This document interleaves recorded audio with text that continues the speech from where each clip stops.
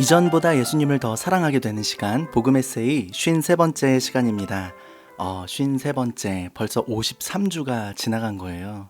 하나님께 감사하고 정말 이렇게 1년이 지나갈 줄 몰랐는데 허락해 주신 모든 은혜에 감사합니다. 또 함께 청취해 주신 여러분들에게도 진심으로 감사의 말씀을 드립니다. 더 기도하고 준비하면서 여러분들에게 하나님의 사랑을 또 예수님을 더 사랑할 수 있는 그 마음을 나눌 수 있도록 노력하는 방송이 되겠습니다. 오늘은 아가서 2장 10절부터 13절까지의 말씀 함께 읽고요. 당신은 하나님의 사랑입니다 라는 제목으로 함께 은혜를 나누고 싶습니다. 나의 사랑하는 자가 내게 말하여 이르기를 나의 사랑 내 어여쁜 자야 일어나서 함께 가자. 겨울도 지나고 비도 그쳤고 지면에는 꽃이 피고 새가 노래할 때가 이르렀는데 비둘기의 소리가 우리 땅에 들리는구나. 무화과 나무에는 푸른 열매가 익었고 포도나무는 꽃을 피워 향기를 토하는구나. 나의 사랑 나의 어여쁜 자야 일어나서 함께 가자. 아멘. 이것은 하나님의 말씀입니다. 아가서는요, 이 남녀 간에 이렇게 주고받는 노래와 대화의 형식으로 기록되어져 있습니다. 그래서 남녀 간의 사랑 이야기인데 이게 무슨 하나님의 말씀이 될 수 있느냐 라는 주제를 가지고서 또 많은 신학자들과 학자들이 싸움을 하기도 했습니다. 이거 정말 성경에 포함시켜야 되느냐 마느냐. 어쩌다 하나님의 계획 속에서 아가서가 성경으로 인정되어 우리에게 오늘 주어졌습니다. 하나님 너무 로맨티스트이세요. 왜냐하면 우리를 향해서 이토록 아름답고 달콤하게 사랑의 애칭을 가지고서 불러주시는 분이기 때문입니다. 우리를 향해서 내 사랑, 나의 사랑, 나의 어여쁜 자야 이렇게 불러주고 계시는 하나님의 음성을 여러분 오늘 여러분의 것으로 받으시고 들으셨으면 좋겠습니다. 저도 연애할 때 아내한테 이렇게 주고받았던 애칭들이 있어요. 하정나여 뭐 이렇게 핸드폰에 저장해 놓고 있었거든요. 하정나여가 뭔지 아세요? 하나님이 정해주신 나의 여자친구 뭐 이렇게 굉장히 닭살 돋는 멘트지만 그때는 우리들만의 어떤 통할 수 있는 그런 사랑의 애칭을 갖고서 그를 불렀던 것 같아요. 그만큼 내가 사랑한다는 거죠. 오늘 이 아가서의 말씀을 NIV 영어 성경으로 보면요, 여러분, My Darling이라고 부르고 있어요. 막 너무 닭살 돋잖아요. 하나님이 우리를 향해서 달링이라고 불러준다는 것이. 그만큼 여러분들이 하나님께 사랑받고 있는 존재란 사실을 꼭 기억했으면 좋겠습니다. 여러분, 하나님이 당신을 너무너무 사랑하고 계세요. 왜냐하면 여러분들이 하나님의 사람이기 때문입니다. 또한 여러분들이 하나님의 사랑이기 때문입니다. 성경 66권이 이야기하고 있는 주제가 많은 것 같지만 여러분, 이 복음서에서 보시면 서기관이나 율법사들이 예수님께 와서 물어보잖아요. 가장 큰 계명이 무엇이냐? 성경의 모든 내용을 10가지로 합충한 것을 우리가 십계명이라고 말할 수 있다면 이 십계명을 예수님이 딱 2가지로 함축시켜 버리세요. 하나님을 사랑하고 내 이웃을 내 몸과 같이 사랑하라. 이 2가지를 결국 한 단어로 말하면 사랑이겠죠. 왜냐하면 하나님이 곧 사랑이시기 때문입니다. 그래서요, 이 하나님의 사랑을 알지 못하는 사람, 그리고 그 사랑을 우리 삶에서 행동하지 못하는 사람은 하나님을 모르는 사람이라고도 말할 수 있습니다. 요한일서 4장 8절, 사랑하지 아니하는 자는 하나님을 알지 못하나니 이는 하나님은 사랑이심이니라. 여러분, 하나님이 사랑이십니다. 이 사랑이 여러분들을 향하고 있습니다. 여러분, 사랑에서 가장 중요한 것이 있다면 그것은 바로 서로의 사랑에 반응하는 것이에요.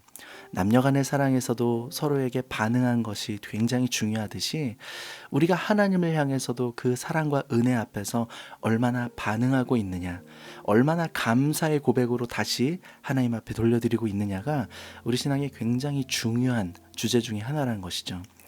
영어로 표현하면 리액션이죠. 다시 반응한다는 거예요. 내가 뭔가 어떤 몸짓이든 마음이든 행동이든 어떤 고백이든 다시 내가 받은 만큼 돌려드린다는 것. 그것이 사랑에 있어서 굉장히 중요한 리액션이죠. 여러분, 우리가 하나님을 예배한다는 것이 무엇인지 아세요?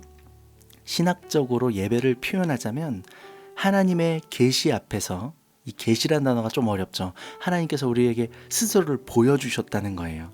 하나님께서 우리에게 계시해 주신 사건 앞에서, 그 사랑과 은혜를 보여주신 사건 앞에서 우리가 반응하는 행위, 이것을 신학적으로 예배라고 표현합니다.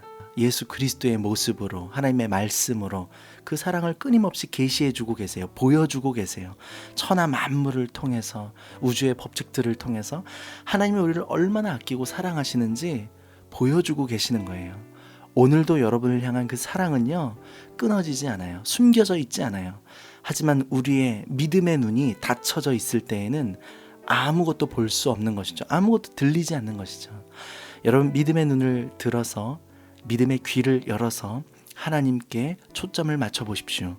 여러분들을 향하신 하나님의 놀라운 사랑과 은혜를 볼 수 있게 됩니다. 여러분, 계시해 주신 이 하나님의 은혜 앞에서 우리가 반응하는 사건, 이것이 예배라는 거예요. 단순히 하나님을 향해서 노래하고 연주하고 예배 시간에 그냥 앉았다가 일어난다고 해서 예배하는 것이 아니라 우리가 얼만큼 하나님께 반응하고 있는가. 가장 중요한 것이 감사하는 마음으로 나가는 것이겠죠. 하나님, 이토록 죄인된 우리를 위해서 십자가를 지신 예수 그리스도, 내가 더 사랑하기 원합니다. 참 부끄럽지만 주님, 내가 사랑합니다 라고 리액션하는 사건. 하나님, 나의 하나님, 내가 주님 너무너무 사랑합니다. 우리가 흔히 부르는 찬양 있잖아요. 사랑합니다 나의 예수님. 이렇게 고백하는 것, 하나님 앞에 반응하는 것이 예배라는 것이죠. 여러분, 하나님께 그 놀라운 사랑 앞에 반응하는 삶을 살고 계십니까? 여러분, 하나님 앞에 정말 기쁨과 전심으로 사랑을 고백하며 삶으로 그 사랑 표현하며 살아가는 저와 여러분들이 되었으면 좋겠습니다. 여러분, 우리가 하나님을 향해서 사랑한다 고백할 때에 하나님의 사랑이 우리 가운데 더 깊어질 거예요. 여러분, 이제 겨울도 지났습니다. 비도 그쳤습니다. 이제 봄이 오고 꽃이 피고 새가 노래할 때가 이르렀습니다. 나무에 열매가 있고 꽃을 피워 향기 내는 계절이 돌아올 것입니다. 혹시라도 여전히 여러분 마음 가운데 춥고 아프고 외롭고 또 여러 가지로 상처가 아물지 않아서 힘들어하고 있는 마음들이 있다면 여러분 꼭 기억해 주세요. 하나님이 여러분들을 사랑하고 계십니다. 여러분을 향해서 나의 사랑, 나의 어여쁜 자야, 일어나라. 이제는 주저앉아 있지 말고 일어나서 나와 함께 가자. 나와 동행하자. 그 사랑의 손길로 우리를 붙잡아 주실 것입니다. 여러분, 그 손 붙잡고 우리 일어났으면 좋겠어요. 힘을 냈으면 좋겠어요. 그리고 그 사랑을 함께 세상 가운데 선포하고 우리가 먼저 반응하면서 하나님께 고백하면서 그리고 그 사랑 증거할 수 있는 저와 여러분들이 되었으면 좋겠습니다. 우리는 하나님의 자녀들이에요. 하나님의 사랑입니다. 하나님의 사람입니다. 저와 여러분들이 하나님의 그 사랑을 더 많이 경험하고 아낌없는 사랑으로 우리에게 부어주셨던 그 하나님 아버지의 사랑을 또한 우리도 함께 증거하고 나누고 베풀면서 살아갈 수 있었으면 좋겠습니다. 이것이 정말 하나님이 우리에게 원하시는 마음이겠죠. 사랑하면요, 사랑하는 사람의 소원을 들어주고 싶어지는 마음이 생겨요. 나는 전혀 가방과 화장품에 관심이 없어도 제가 아내를 사랑하면 우리 아내가 이런 가방, 이런 스타일, 이런 옷을 좋아했었지, 이 화장품 좋아했었지, 관심을 갖듯이 말이에요. 우리가 하나님을 사랑하면 한 영혼을 향해서 관심 갖게 될 것입니다. 그 영혼에게 그 하나님 사랑 전하는 이 봄이 되었으면 좋겠습니다.